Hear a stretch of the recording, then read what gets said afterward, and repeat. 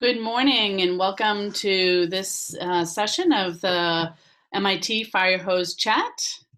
I am Carol Urbano, your host from the MIT Museum. Former MIT President Jerome Wisner once said, getting an education at MIT is a lot like drinking from a fire hose.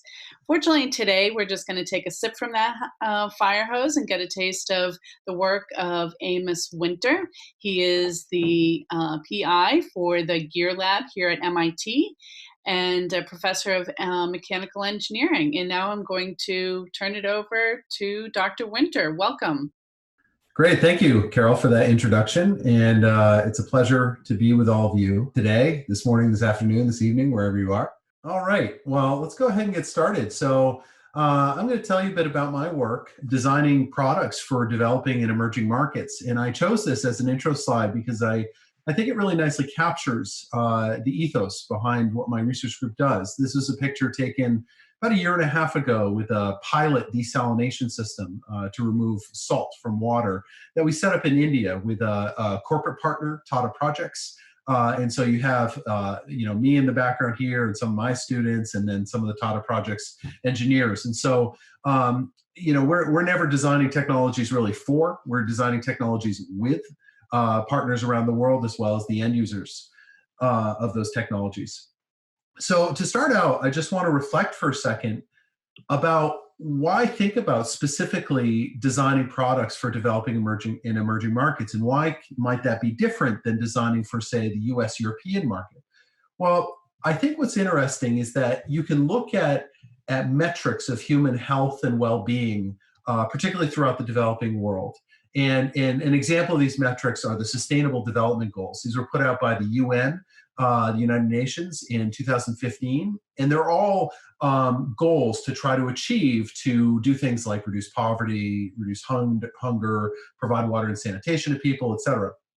And what I think is interesting when I look at these goals as an engineer and a product designer, you very quickly realize that some of the challenges behind these goals do not affect us as much in wealthy countries as they do people in poorer countries. And what's interesting about that as a designer is it means that there are solutions available to solve these problems, but for some reason they haven't migrated over to poor countries. And the reason is, I think, is because of a price-performance mismatch. So if you think of any family of technologies, let's say automobiles, they're going to lie on a nonlinear price performance curve. So maybe up here you have like Ferraris and down here you have like Toyota Corollas. But you can change features, change designs to move up and down that curve. So what I think is interesting about poor countries is that people there are still going to demand a reasonable level of performance. Nobody wants a semi-functional water purifier, a semi-functional toilet. But the price point they can afford may be different and lower than what we pay in a wealthy country versus in a poor country. And what I think is interesting about this view is that if there's no way you can adapt an existing technology to move down this curve and hit that required price and performance point, there's no way you can meet those needs of a poor country with existing technology. So somehow you have to think of another way to do it. So what my research group does is 3 stages of how we try to solve these problems and create products for global markets. First is we really try to understand the market constraints and requirements, both from a technical and socioeconomic standpoint, to really understand what do people need, what do they desire, what would they pay for it, and so to understand this intersection point. The second is we leverage what MIT is best at, which is science, engineering, research, as well as good, rigorous product design, to give us disruptive insights to understand how could we leap off this existing technology curve to that price performance point demanded by an emerging market. And then finally, we don't just focus on poor countries, we try to think about how could we grow a whole new line of new technologies out of this new price performance point and sell them to poor and rich countries alike through this process of reverse innovation. So we can make one product family, sell variants in wealthy countries, sell variants in poor countries. And so I cut my teeth doing this with first designing this product, the Leverage Freedom Chair, which was initially designed for developing countries in situations like this. This video was taken in rural India. And we realized that people also wanted a high-performance, low-cost, rugged wheelchair in wealthy markets. And so that enabled us to start a company called Global Research Innovation Technology, which now very successfully sells a US variant as well. So you can see, same kind of DNA behind both products, but they're each customized for their individual market.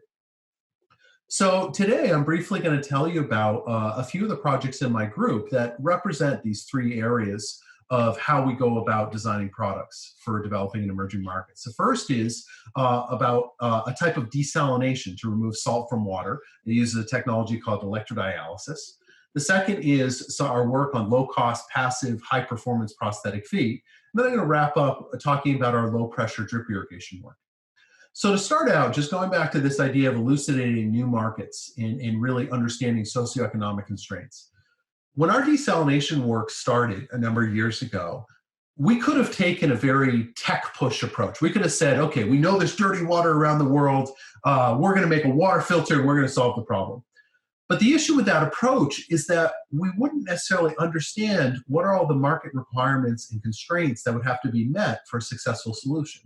So instead, we embarked on a rigorous detective case to understand what are the contaminants, how does it affect people, what opportunities exist to solve this problem, and what would be economically viable.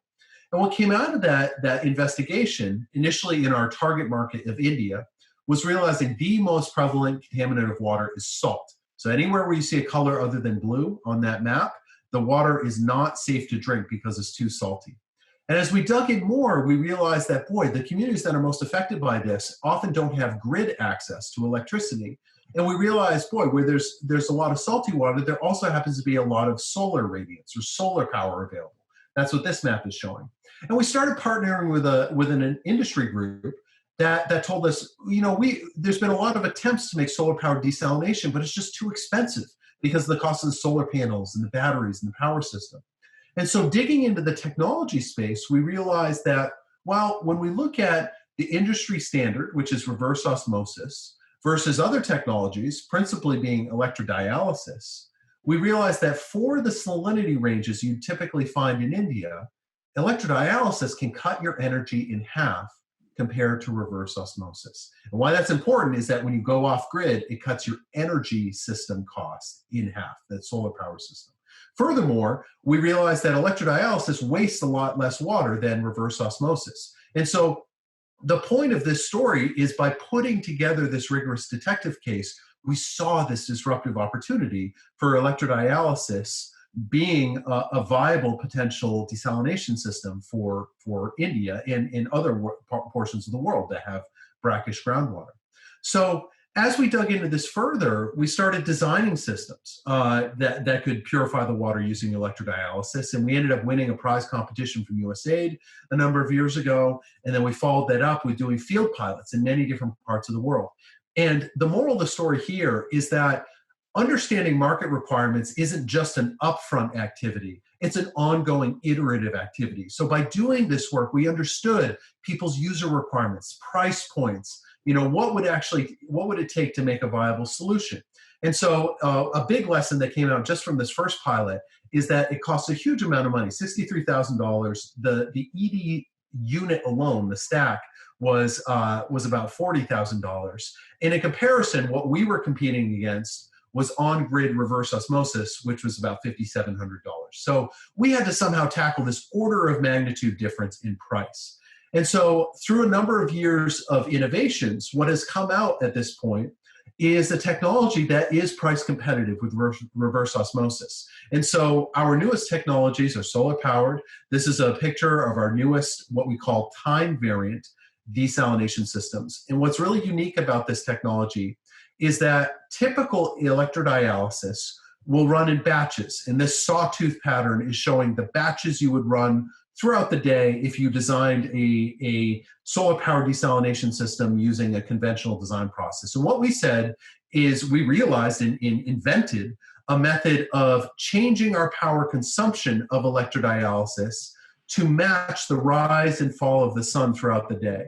So with this trick, we can operate in a short amount of time, make a huge amount of water, reduce our batteries, and pull all these tricks to reduce costs. And so this plot on the right is showing how the cost of our newest technology stacks up with reverse osmosis. So this is what current electrodialysis would look like, how much it would cost in the sawtooth pattern, and this is our newest innovations. And you can see that now we're hitting price parity with on-grid reverse osmosis, and why that's particularly exciting is the cost of our system includes the cost of the power system, which is the solar panels and batteries. So this is looking like a very promising solution that could be used throughout rural communities that face challenges with brackish water, and be affordable at the price point that's already affordable for these communities, which we know from on-grid RO. The second project I want to talk about is the Jaipur Foot project, where we're trying to redesign the most widely distributed prosthetic foot in the world, which is called the Jaipur Foot. And it's been successful over the years because it looks lifelike. So if you go to a temple, you don't stand out for being disabled. It's flexible, but it's really too heavy. It's handmade, so it varies a lot in product quality, and it's really not compliant with international standards. Furthermore, people in developing countries and throughout the world want to look able-bodied as they walk. And this is particularly important where there's still a lot of stigma against disability, which is the case in India. So if a person looks disabled, they might not be able to get a job or get married or fully integrate in society.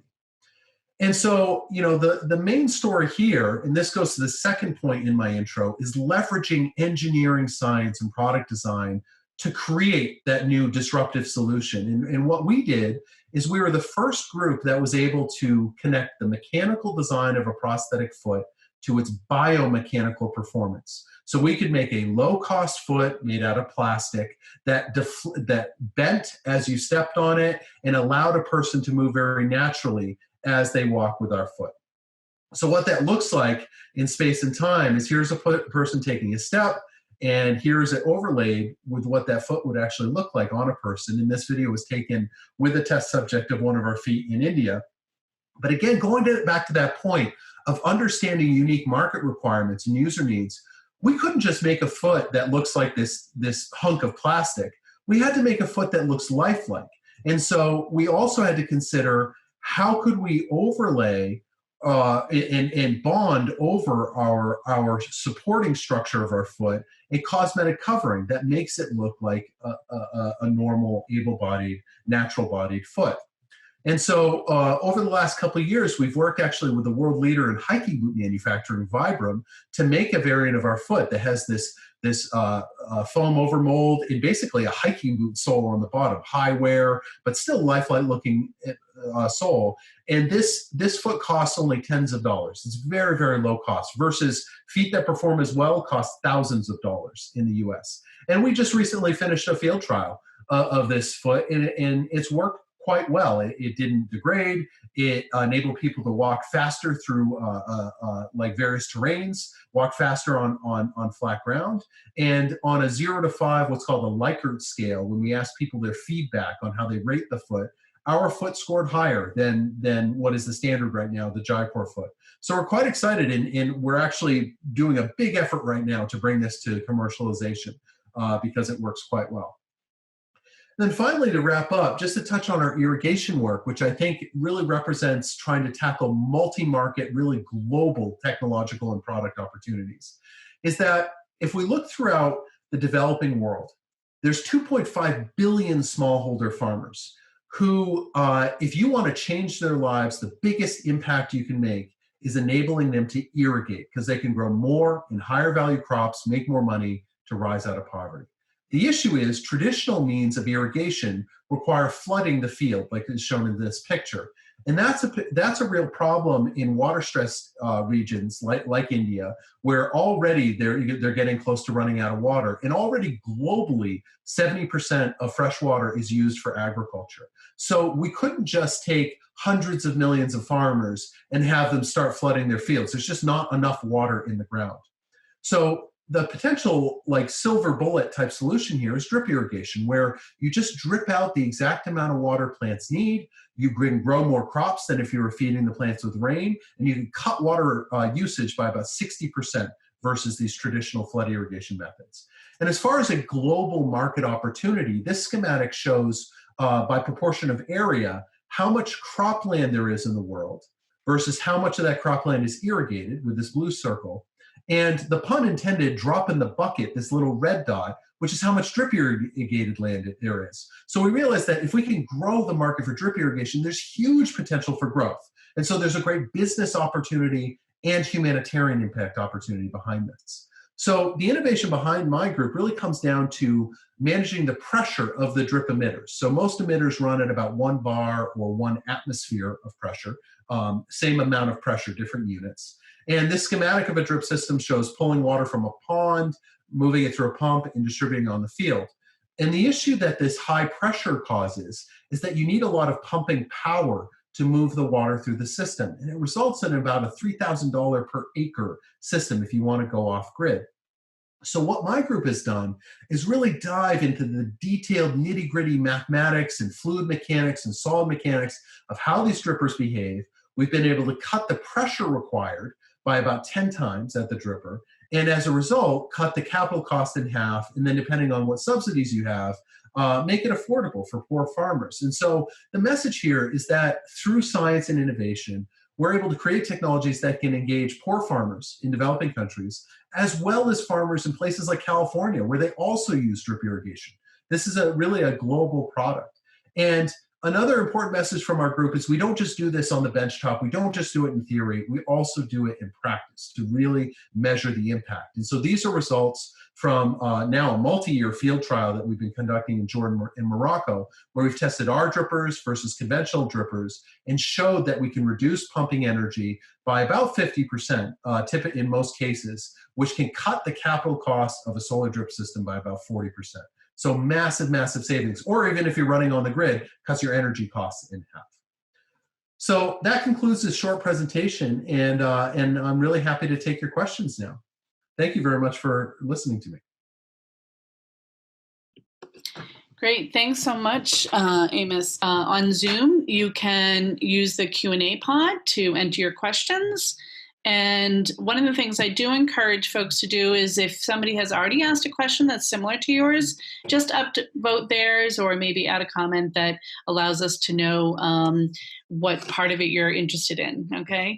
So I think it's really interesting that, I'm not sure if you're aware of this, you actually showed a screenshot of the UN Sustainable Goals during your presentation.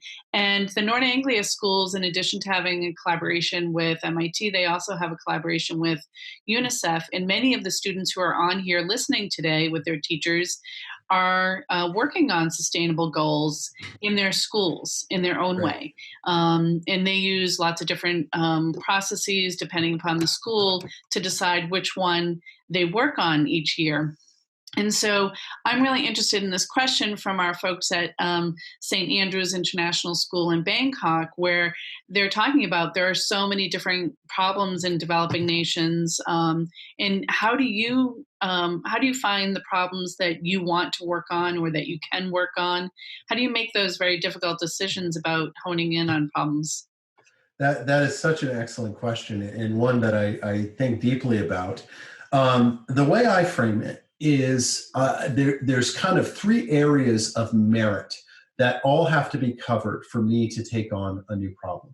So the first is it has to have problem merit. I'm not interested in, say, going to one village and making one gizmo for that one village, because the impact I can make is rather small. I try to seek out problems that are technical in nature that can affect, ideally, millions to billions of people in a profound way.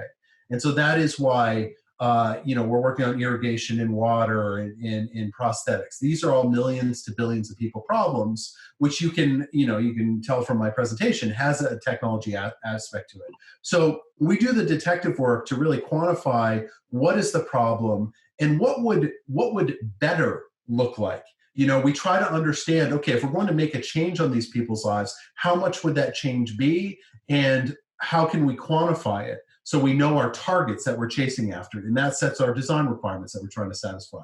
The second part of it, though, for me, is the problem has to have technical merit. And what I mean by that is it wouldn't make sense for a person like me, I think, given my background and my knowledge, to take on, say, a policy problem or purely a financing problem. That's not my area of expertise. I'm a mechanical engineer. I work in engineering science. And so I need to see, does the problem have some meat to it as far as creating new technology and leveraging my skills? And then as an even deeper level, I am an academic. So my core output is knowledge creation. And so we want to tackle problems that nobody knows how to solve. So we have to generate new knowledge to solve them but at the same time create technology that can solve the problem. And then the third element that I always have to think about is value merit. So to make sure a solution can actually be disseminated at scale and sustainably, it has to align with the value propositions of many stakeholders. You have to understand things like, why would a farmer buy an irrigation system? What is the return on that investment? How do they make more money? How do we appeal to that need? We have to understand, how would a manufacturer make money? How would the technology be distributed, and how would that distributor make money? And I often question my own value merits behind these projects because, am I trying to do it to make a humanitarian impact? Is it an entrepreneurial activity? And so I really try to map out that value landscape and try to find problems that, okay, yes, we can tick the boxes and there is a compelling value proposition for all the stakeholders that are positioned to determine success or failure of a project.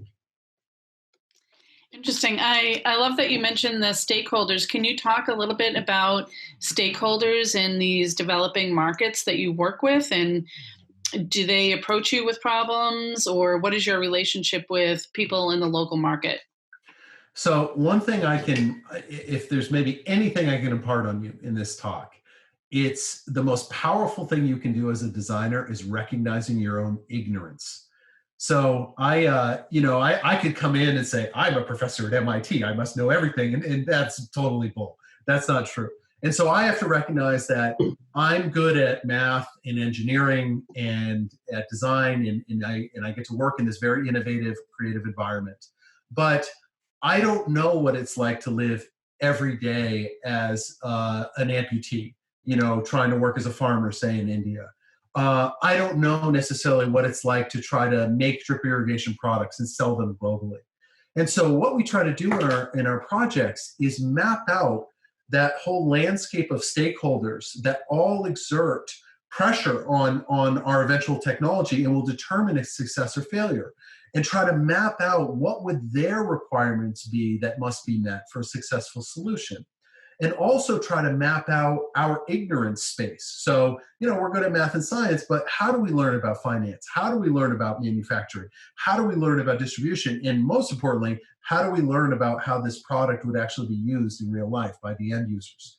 And so in our design process, and actually from the beginning of projects, we don't do this as an afterthought. Right from the beginning, often, typically before we design anything, we gather that stakeholder feedback, we build up this team of different knowledge perspectives and bring them together and put them into the design process. So we're always driving a solution towards what we think or hope is a viable solution space. And that's an iterative process too. This is why we do field pilots, to check ourselves to see if things are working correctly. And just as a wrap up of recognizing your own ignorance, the other thing I want to impart on you is, I would say, the most powerful and important facet of being a designer is gaining perspective. The only reason designs fail is because requirements weren't satisfied. And it's often hard to see the full requirement space from your own perspective. So what great designers are able to do is be able to see from the perspectives of other key stakeholders. And this is something that folks like Steve Jobs were excellent at doing, because he could imagine a person deriving value from something like an iPad before an iPad even existed. So if you can actively put yourself in a position to see a problem from as many perspectives as possible, you're going to position yourself for success. Thank you. So we have a couple of questions specifically about the foot. And so I was wondering if you could talk a little bit more about that. And they're more around, waterproof. How does it interact with the human body? Are there ways to have it be more of an extension of is there sort of physical and connection with the wearer? Absolutely. And I appreciate that question. And I'd love to talk for an hour about this foot because there's all sorts of crazy things we can do with it. The big innovation and really the scientific contribution behind that project is the ability to take a person, given their body weight and body size, and understand how they want to walk and be able to customize and optimize the structure and the stiffness of foot to enable them to walk that way. So our theory enables us to like account for, like overweight people or maybe people with smaller feet, people who want to walk faster or slower. And it also enables us to optimize feet with different materials. So, to your question of the integration with the rest of the body, absolutely. We, in the optimization process of how we design the structure of our foot, we're predicting all the loading and motions through the whole prosthetic limb and how it connects to the rest of the body to facilitate very close to able-bodied motion and loading on the body. So you have symmetry between the loading between your legs and symmetry between the motion of your two legs. And as far as the customizing it to people's needs, what's really exciting about this project is we can look at all different types of architectures of feet that we can explore. And so the one I showed you is our developing world, really low cost foot, which is super ruggedized. You can wear it in water. It's totally waterproof. It's really low cost. But we're also starting work on 3D printed feet. And what's exciting about that idea is that a person could walk into a prosthetics clinic. They could be measured by the prosthetist and weighed. That data can be put into an optimizer that we design. We can generate a foot topology. We can print it, and it can be installed on the person in one day. So in one day, they can walk in, get a foot designed exactly for them, and walk out. And so this is a very exciting thing that we're now interacting with prosthetic limb prescription clinics about because they're excited about it. It's a totally different way of prescribing prosthetic limbs. And it enables us to do things that aren't really able to be done right now, in that you can think of a person maybe after a traumatic injury, initially wanting a foot that promotes stability. So they can walk slowly and they feel really secure. But as they heal and as they become comfortable, they can get more high performance feet that enable them to walk faster. We could make feet that almost work like orthodontics, where you go into your prosthetist every few months, you get a new foot, and you could do more functions with it. Or we could think about doing that with like kids. As they grow up, they can get different size feet on a really rapid schedule. So we're really excited about how this theory is opening up opportunities. And another message I want to convey is that, to that first slide I showed you in generating a new price performance curve of a new family of technologies, we're seeing with this baseline technology of how to design feet, we're able to design these super rugged, low cost, high performance feet for developing countries and super high performance customized feet for maybe the US European market. And actually a lot of this work has been funded by the military for high performance feet for soldiers or veterans that want to be active.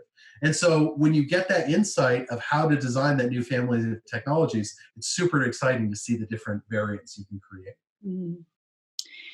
Yeah, that's a really interesting question. We have a lot of students who are really interested in affordability. So how do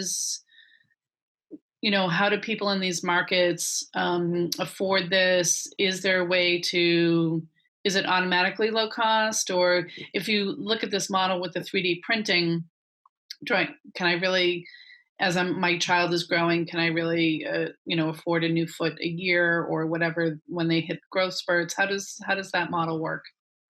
So a major misconception in design for developing countries is that you have to make things that are cheap or low cost, and that is a artificially imposed constraint. What you have to do is align value propositions. So people in poor countries have less money than people in wealthy countries, but it's not that they have no money. And so take, for example, our irrigation project. A lot of our work is doing predictions of how we can design an irrigation system and predict a crop productivity and thus predict revenue to the farmer and then be able to compare that back to the cost of the irrigation system, while also accounting for, say, lending strategies, interest rates of if a farmer gets a loan to buy that irrigation system. And by doing that, the system may be expensive, but if it makes the farmer a lot more money, it's still affordable, particularly if they're getting a loan. And so you see this all the time in developing countries. There's nobody, as far as I know of, making like cheap televisions to sell in developing countries. Although if you go to most poor households, they're going to have a television, even though as a fraction of their income, that television is exorbitantly expensive. It provides a lot of value, and that's why they buy it. We've seen the same dynamic in cell phones. The fraction of income that goes into a cell phone is going to be higher in a poor country, but the value they derive is really high, and that's why people invest in it. And so we have to do that economic modeling and see what technology is going to fit, and go back to that value proposition or value merit matching I was talking about. And so to your question, Carol, with the 3D printed foot, I agree with you. It's likely not going to be, the beachhead market is not likely going to be poor countries. It's probably going to be wealthier countries where the foot is covered by insurance, right? Mm-hmm. We can do it there. But what we can do, though, in poor countries is still leverage the same technology, still produce a very high performance foot.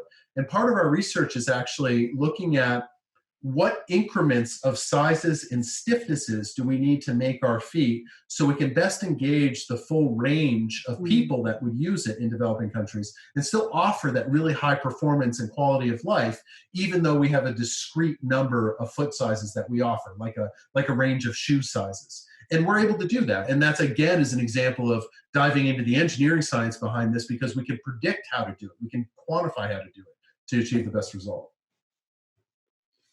Great. Thanks so much. So we have one student who's really interested in how your work has changed during the COVID crisis.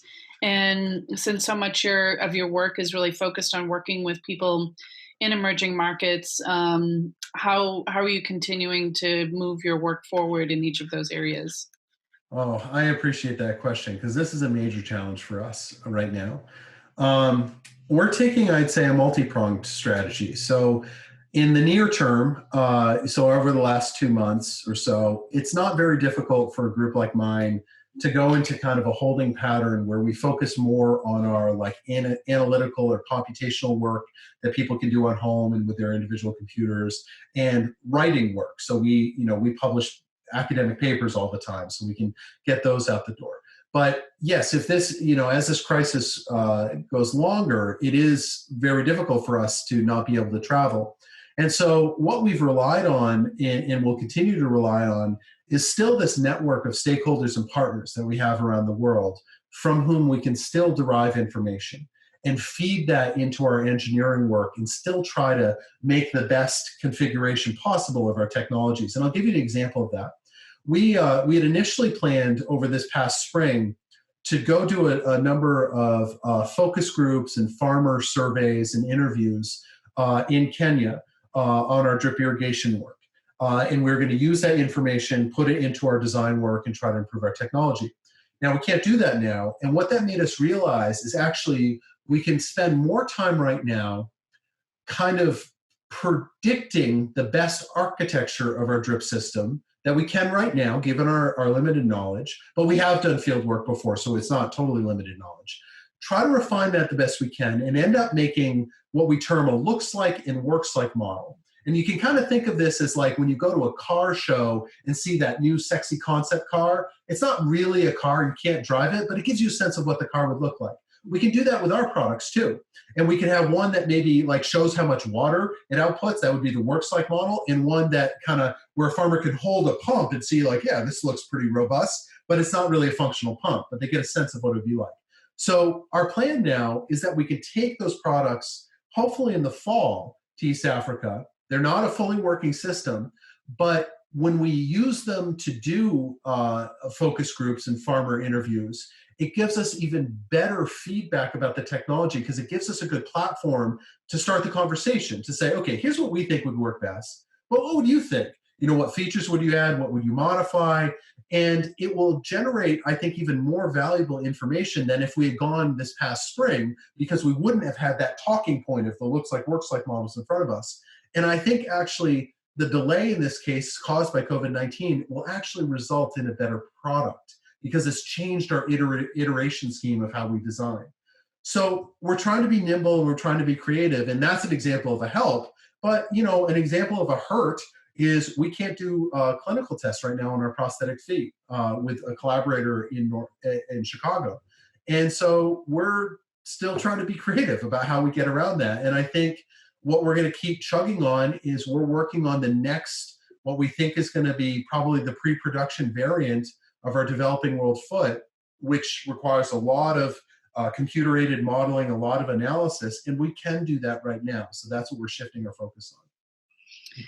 Great. We have so many great questions. It's so hard to choose. And I usually do take some via phone. So I'm going to let Indrani ask their question aloud.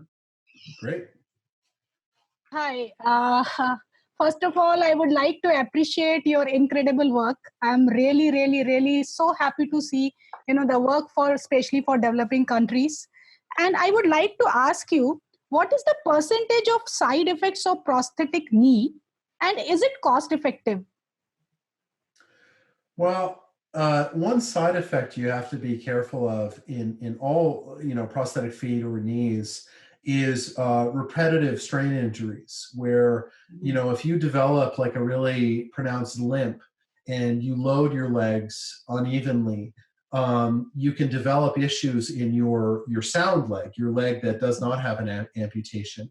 And that's an example of one of the motivators behind our prosthetic foot work, because we can very deterministically and quantitatively and predictively design a foot to try to make an even load balance. And that is what we see with our feet, actually.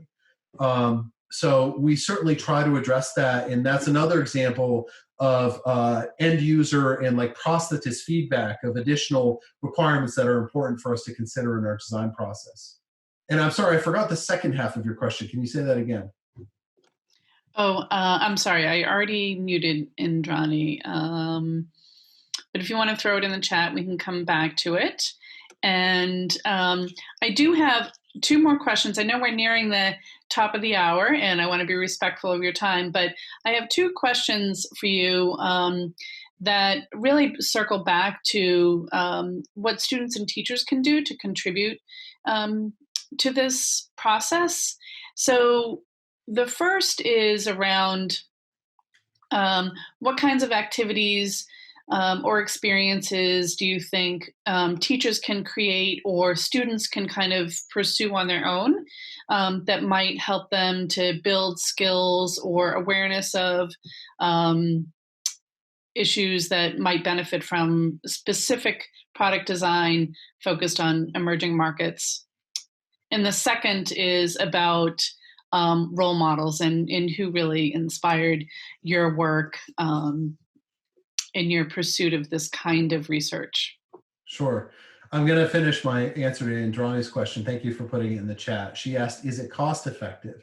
And cost is certainly a major factor. And this is one of the reasons why we work with partners like the Jaipur Foot organization. I didn't mention them or didn't talk about them specifically, but I showed their product, the Jaipur Foot. And so, from them, we understand what are the price points that are affordable and can be adopted in the market and try to design to those. And so that's an example of a driver that led to the embodiment of the foot I showed, where we have our central load-bearing structure in the foot and then this overmold of the cosmesis. And all of that together is about the same price as what a current Jaipur Foot would cost, but offers a lot more high performance and can be made in an industrial process.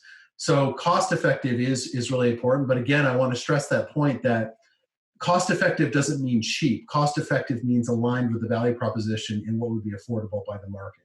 And it's important to always investigate those effects.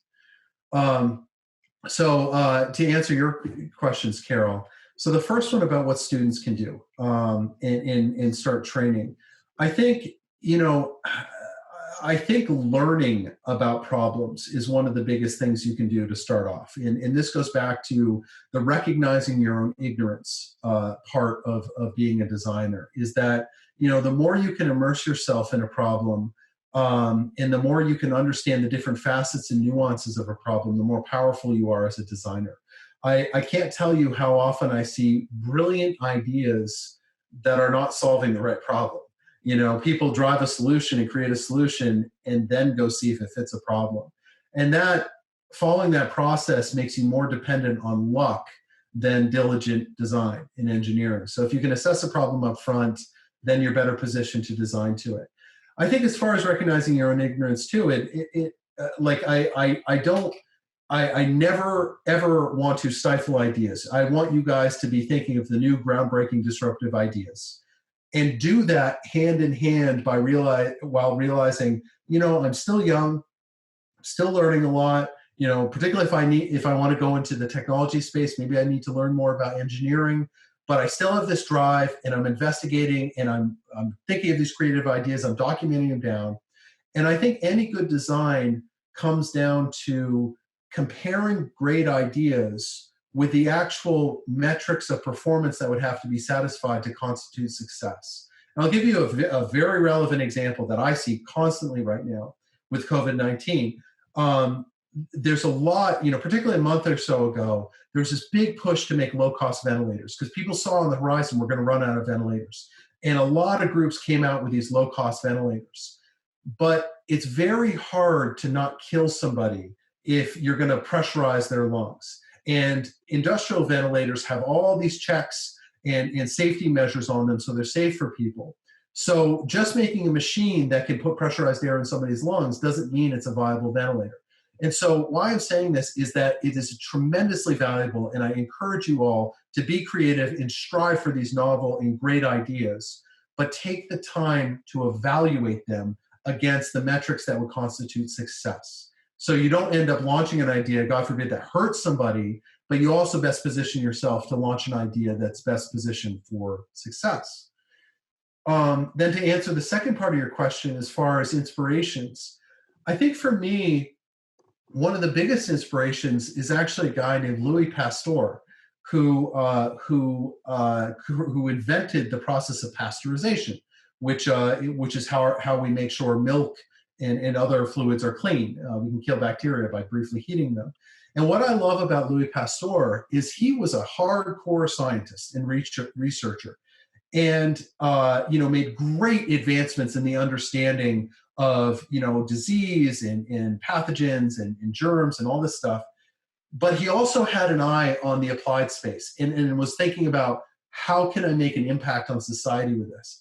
And a guy like Louis Pasteur, his innovations literally improve the lives of billions of people a day. Like anybody who's drinking milk typically is benefiting from him. And so this ethos of hand in hand striving to tackle real world problems where you can make a profound impact in the world, while also advancing science and understanding and really utilizing that science and that scientific tool as the enabler to create the new solutions. That's what excites me. And a great book on this is called, I think it's called The Idea Factory. It's about Bell Labs. And it tells a very similar story about how the transistor was invented. And again, it was like Bell Labs saying, hey, we need to improve telecommunications. Let's hire a bunch of physicists. And they came up with the transistor. The physicists won a Nobel Prize, and telecommunications were changed forever in the world. So those are good inspirations for me. I'm sure most of our young people can't imagine life without a transistor. Yeah. And I want to add one more thing. My two personal heroes as engineers, this isn't developing world necessarily, but are the Wright brothers. Because to me, they are the kings of experimental science, because they started with, right around the turn of the century, the prevailing knowledge of flight was wrong, how wings worked.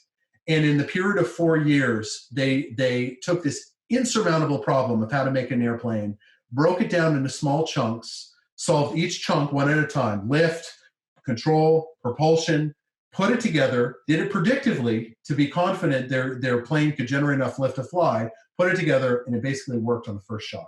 and they didn't have any college education. They did this on their own time, in their spare time, and arguably made the greatest technological innovation in human history. Great.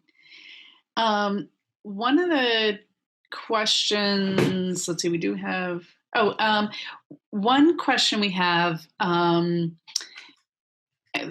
two, I'm going to kind of put them together. One is, what do you see as your greatest contribution so far? And then the other part of that is, what problem do you want to try to tackle next that maybe isn't on your current list?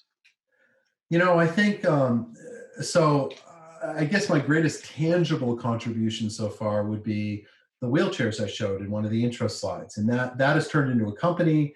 It's sustaining, it's improving people's lives, and that makes me very happy. But I feel a self-consciousness about this because the global markets of developing world wheelchairs have changed over the last decade, and it's made it much harder for an independent manufacturer like us to sell in the developing world. Most charities now that distribute wheelchairs make their own chairs. And so I don't think that product, even though we've done a couple thousand of them in the developing world, it's not had the level of impact that I wanted it to. And I've really taken that lesson, particularly into our prosthetic foot project, to really clearly up front make a global strategy of how we can do very large impact at large scales in the developing world, as well as the rest of the world too, make high value products. And I'm very much doing that. I think with the three technologies I said today, they are all on the cusp of going to commercialization. And so I think the impacts behind them now are really the deep scientific and engineering insights that we've created that's shown us this path to disruption.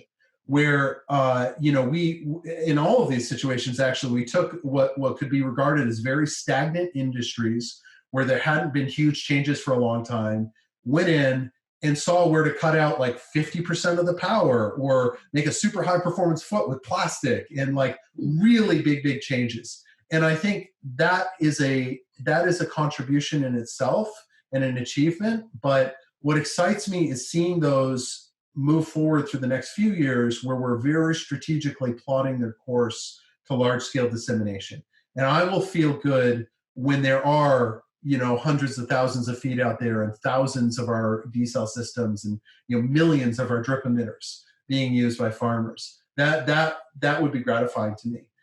As far as looking at what's next, sanitation is an area that is very interesting to me because, it's about, there's over 1 billion people throughout the world who don't have access to like a reliable toilet, which is crazy. And that has huge impacts on human health. And so we're doing some groundwork to think about where could there be a niche that we could get involved in. I think in my career, if I think about like the next 40 years or so, issues around climate change are something very motivating to me. And I think about how in a technological role like I'm in an innovative environment, how could I make an impact really around probably carbon capture and mitigation? Because if you look at the targets to stem global temperature rise and the reductions in carbon outputs that we'd have to achieve, we're not at all on track to do that to the United Nations goals. And so I think we're going to need probably a coupled solution in both the policy space and technology space. And that is the type of problem that really appeals to me, where it's multifaceted and you have to understand these socioeconomic aspects as well as technical aspects and blend them together to see at that intersection where do you have opportunities for improvement. And that blending process is how we have created all of our technologies thus far. And I'm hopeful that if we can do it, in the climate change space, we can also get insights to where we could make a big impact there. Final question is kind of on the commercialization side. It relates to both. I'm kind of merging two people's questions. One is about, since you're in academia, but you are also working in conjunction with both private companies and NGOs and local stakeholders, who kind of owns that intellectual property? And then as you're going through this process of scaling up, how do you make affordable things while also making money? Yeah, so this is a great question. To answer the IP question, intellectual property invented at MIT is typically owned by MIT, but a sponsor and company would get the first rights to license that. So, and they can do it exclusively. So, in effect, it turns out to be like if they owned it. But let's say they don't want to use it, and it gives MIT the ability to maybe license it to somebody else. We try very hard to, when we do the mapping of the stakeholder space, understand organizations that have a successful track record selling similar products to what we want to invent, and that know the market really well. Because we want to learn from them, from their market insights, and also they can be a viable conduit through which we can disseminate our technology and they can make it. There are some situations, though, where we want to do like a startup company and commercialize it ourselves. So we're always kind of assessing that. But by and large, if it's something, say like drip irrigation, where you need a huge amount of infrastructure to just make the product, it wouldn't make sense for us to start our own drip irrigation company. But going to the point of profitability, again, that comes back to the point I tried to make earlier about, even poor people have money to spend. And they are making good decisions, or they are always making decisions about how to allocate their resources. And what it comes down to, I think, is matching value propositions, like I said before, where you want to create, ideally, a product that people want to buy and need to buy. And this is a misconception oftentimes in international development engineering, where we try to design products we think people need, but if they don't perceive wanting them, they may not invest in them. And so we're always trying to align wants and needs. And we're always trying to do the financial projections of how is this technology affordable? And so, that includes capital costs and what people are willing to pay, but it also includes return on investment for something like an irrigation system where they're literally making money off it. And so I very much and vehemently feel this way, that making money off of technology is not mutually exclusive with having a humanitarian benefit. That is a major misconception in development work all the time, that people think you need to give away technologies or it has to be ultra cheap. That's absolutely not true. And actually, that's a detrimental mentality oftentimes, because let's say each of our drip irrigation systems costs $1,000 and we want to get them to 1 billion farmers. That's $1 trillion investment, right? And if you think about $1 trillion charitable investment, forget it, it doesn't exist. If you think about $1 trillion market opportunity and revenue opportunity for a company, oh my God, companies are super excited about that. So if you can set up the dissemination of your technology through free market mechanisms, you naturally create an incentive to scale and sustain the dissemination of the technology. And that is what we are always trying to do. Now, mind you, we can't always do it. So the prosthetic foot is an example. The global market for low-cost developing world prosthetic feet in developing countries is all done through charities. And we have to recognize that. There's no market demand to sell a foot to that customer base, because the families with a disabled family member are going to say either, oh, we could spend money on this foot, or we could just go to this charity and get a free foot. So the free market mechanisms are killed. They just don't exist. So instead, we have to figure out how can we align our technology with that charitable mechanism, as well as the manufacturers that make the foot, so they can still make a product at the price point that would be afforded by the charity. So it's complicated, but again, if I can impress anything on you, it comes down to matching value propositions. If you could do that and incentivize everybody to adopt your technology, you'll be in the best position. Right.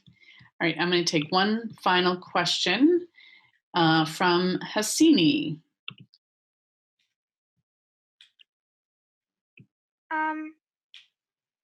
So this question is about, so can you apply your design? You have, right now you have talked about your new prosthetic foot design. Can you apply it, your design for making prosthetic legs for children for the ages 6 to 10? Yes, certainly, Hasini. What we're able to do is when we have a target walking behavior we want a person to achieve, we are able to scale the loads on their feet, the forces on their feet, and scale the motions of the movement relative to their body size and body weight. And that can certainly be scaled down to a child. One of the big merits, I would say, of our technology is that we can do those kind of more outlier type cases of, creating limbs for people who are very heavy or very small or very short. And actually, one of the motivations behind our work was actually demanded by the US Congress in order to make improved prosthetic limbs, particularly for women who oftentimes have to use limbs that were made for men that are too big or too stiff for their body weight. And so we can very quantitatively account for all of that and design a specific foot for the individual, pretty much no matter their body weight or body size. It's great contribution to the field. I'd like to thank everybody for joining us, and thank you, Dr. Winter, for sharing your work and your inspiration with our students.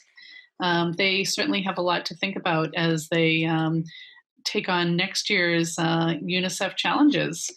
And we will Can I say one thing to that, actually? Yeah, sure. So I know we have an audience from around the world, and I could tell by accents of people asking the questions that they may have grown up outside of the U.S. I don't know where you're living now, but one maybe word of advice I can give to you is that to become, I think, the most powerful next generation of designers is, particularly if you want to change lives in your home countries, if you can keep that local perspective and remember the local context that you grew up in, so you really understand that local population's needs and requirements and what would change your life. If you can combine that with your educational training, so you can get, let's say you eventually get a PhD from MIT and you're super high technically trained, that combination of skills will make you a world changer. And I always recognize my lacking in those skills. I grew up in rural New Hampshire, so I don't know anything about what it's like to live every day, say, in rural Africa. And so I'm always trying to compensate for that knowledge gap. But if you can somehow combine your local knowledge with hardcore educational training, you will be unstoppable. Thank you. I'm not sure there's much more I can add to that for sure. We invite all of you to keep your eyes posted for our next in our series of Fire Hose Chats, which will take place on Wednesday, May 27th. And thank you to Cambridge Science Festival and British International School of Boston and North Anglia Education for supporting this ongoing work. Thanks very much, everybody, and look for the recording on Global Campus and other social media outlets, including Facebook Live and the MIT Museum site. And have a great day. Thanks again, Dr. Thanks for having me. It was a pleasure.